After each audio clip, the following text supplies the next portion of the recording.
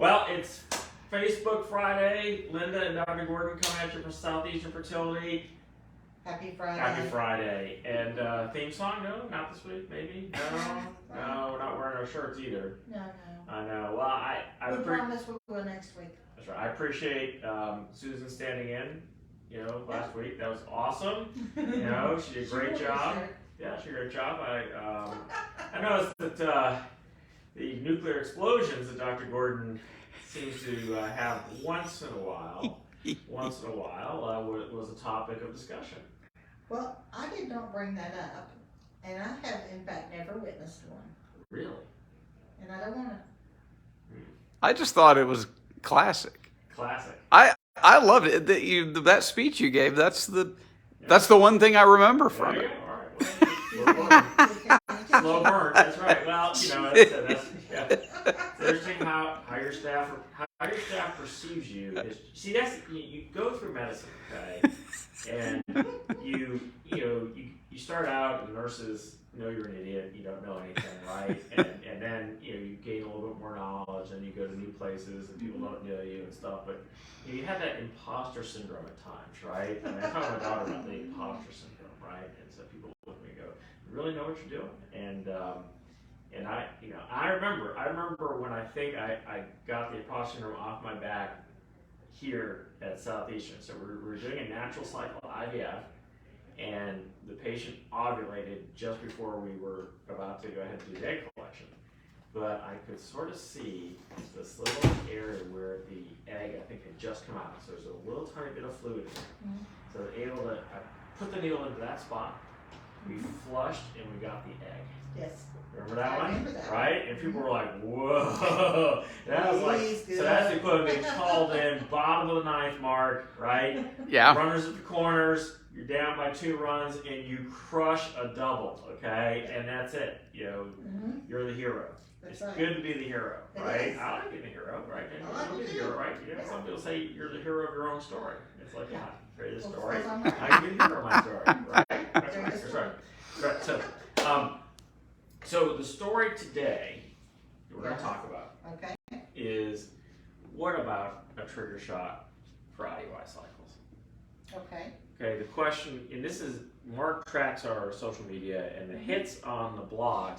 This has been like the #1 hit. Yes. Like amazing. For years. For years. This is incredible. It's like none of our exciting interactions, our witty repartee, our talk Boston, and having just been in Boston, I can talk Boston because I've been in Boston recently.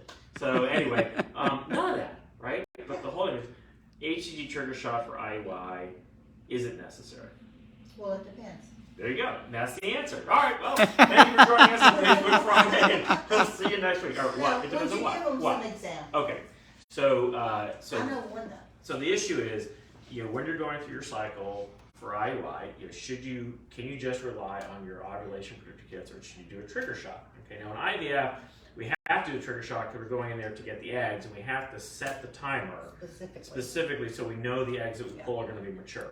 So that's why we can't rely on just a natural surge. I mean, I actually tried this, and for several years we were doing a program of, what was called intravaginal culture, and we actually were doing some retrievals in natural cycles just based on the surge. Oh. Okay. Easy, down girl. All right. But that's hard, right? It's hard because the surges are kind of, you're not sure where the peak is and all that stuff. Right. So the question was, but for an IUI, so we'd always done that in my prior practice. So we tracked these patients. We did blood. We did a trigger shot, and man, it is hard. I mean, these patients after 3 cycles, they're just exhausted. I mean, in their mind, they have done so much fertility treatment because every cycle they got poked and prodded and ultrasounds, blood tests, and then they didn't get pregnant, and they just feel like, well, I've just done so much, and it's so easy. I mean, IUIs are easy, but they don't work that well. So the idea was, could you just do it with the ovulation predictor kits and not have to come in for monitoring and a trigger shot? And so, what do you think? So, what do you think is the issue? Well, the issue is that some women's ovulation test kits don't catch their LH surge. Right. But there are different ones in the market, right? So there are all these ones that have like, is it a smiley face? Is it a blinking smiley face? Is it a fast blinking smiley face? Is it slow blinking, right? And so the one that you already said, it was the clear plan with the pink one. Clear Blue Easy. Yeah. The one that has the smiley face if your LH surge is up, and nothing if it's. I thought it was just a plus minus one. No, it's a smiley face. That's a smiley face one. Smiley face. The basic thing That's to the husband remember smile. is don't get the blinking ones. Don't get the blinking one. No blinking. No blinking LH tests, okay? Get the other ones wicked pissa, and they work awesome. What did you just? They work wicked pissa.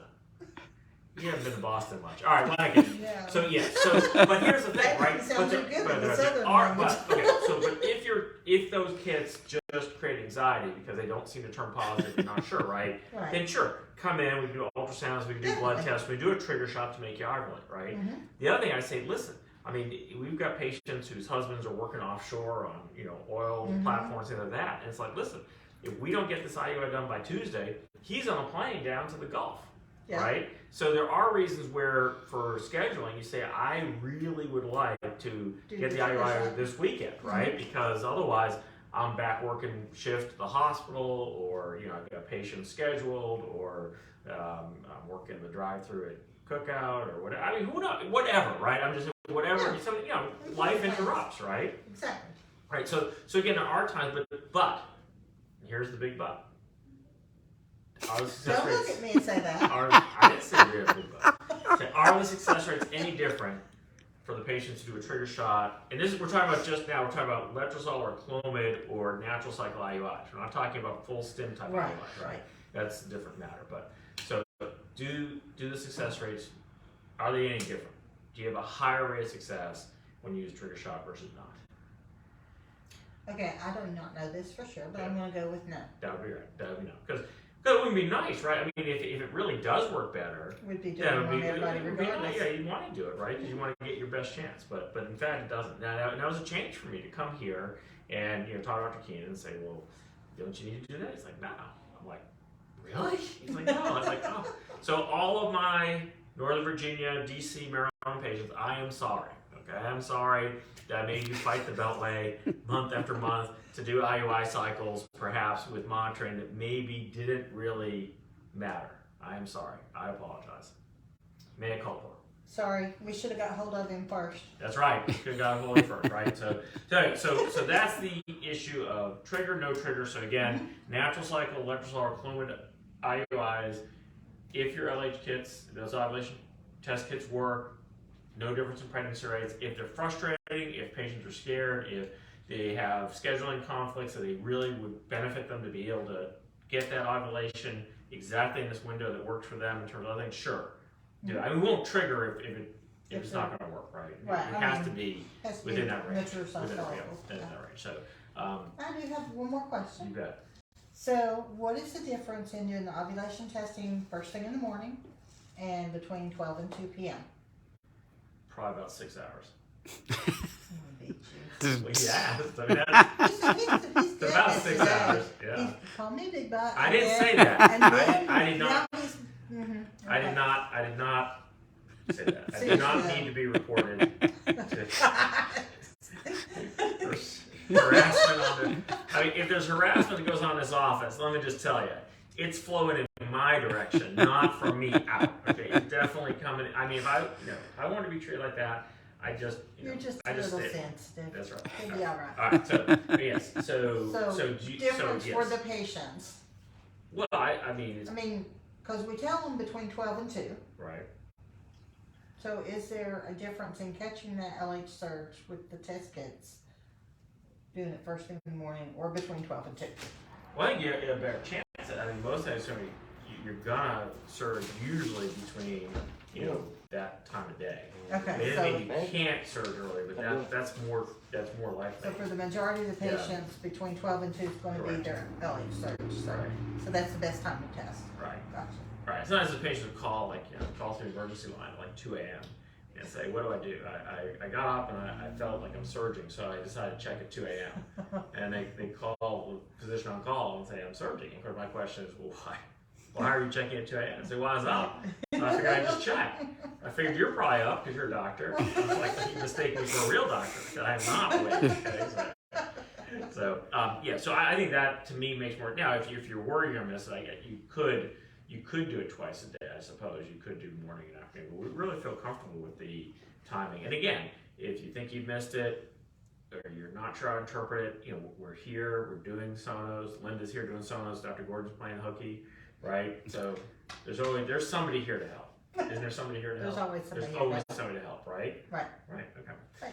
Well, okay, so that's the story in terms of trigger versus no trigger, trigger versus no trigger, trigger versus no trigger. Are you getting triggered? By triggering you? I'm sorry, it just makes me want to go. Yeah, there you go. Trigger, that's right. Okay. Well, in any case, you've suffered through another 13 minutes that you can never get back in your entire life, and I'm sorry you wasted your time with us. But as Dr. Gordon and Linda saying, Happy enjoy Friday. this wonderful fall weather, and for Yes. all those in Florida, our thoughts and prayers are with you as the Yes. state recovers from such a devastating storm. So we were thinking of you. All right, see you next week.